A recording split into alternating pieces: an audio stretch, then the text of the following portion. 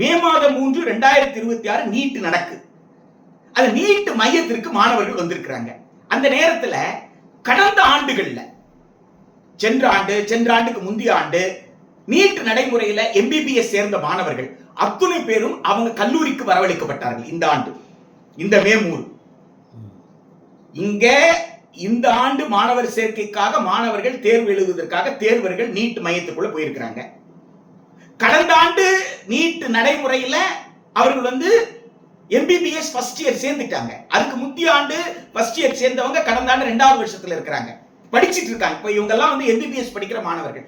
இவர்களை ஏன் வகுப்பறைக்கு வர சொன்னீங்க? காலையில இருந்து சாயந்தரம் வரைக்கும் வகுப்புறையில விடுதலையோ தங்க வச்சுங்க. என்னன்னா ஆள்மாறாட்டத்தில் இவர்கள் ஈடுபட்டு விடக்கூடாது. இந்த வாட்டி தேர்வு எழுதுறவங்களுக்கு பதிலாக இவர்கள் தேர்வு எழுது கடந்த ஆண்டுகள்ல அந்த மாதிரி நடந்திருக்கு. எனவே அப்படி இவர்கள் ஈடுபட்டு கூடாது. அப்போ கிட்டத்தட்ட இதுக்கு நீங்க சட்டப்படியான வார்த்தையை பயன்படுத்தணும்னா இது பிரிவென்டிவ் அரெஸ்ட் தானே, தடுப்பு காவல் தானே.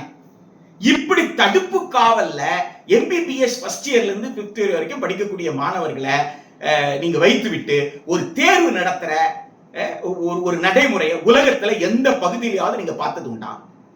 அப்போ இந்த அனுபவம் மே 3, 2026 இந்த அனுபவம் உங்களுக்கு எதை காட்டுகிறது?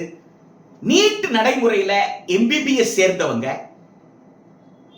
சம்பாதிக்கணும்ன்ற நோக்கத்துல எந்த முறைகேட்டிலும் ஈடுபடுவதற்கு தயாராக இருப்பார் என்ற நிரூபிச்சிருக்கு. இவங்க ஆள்மாறாட்டம் செய்வாங்க அப்படின்னு சொன்னா அர்த்தம், ஆள்மாறாட்டம் செய்வதற்கு மூலமாக அவங்களுக்கு என்ன வரப்போகுது? ஏதோ ஒரு பணம் வரப்போகுது. அப்ப பணத்துக்காக அவங்க என்ன வேணாலும் செய்வாங்க. பணத்திற்காக எதை வேண்டுமானாலும் செய்யலாம்ன்ற மனநிலையில் இருக்கிற ஒருத்தர், ஒரு முறையற்ற வழியில பணத்தை சம்பாதிக்கிறான்ற மனநிலையில் இருக்கிற ஒருத்தர் மருத்துவரானால் அவர் நல்ல மருத்துவராக இருக்க முடியுமா?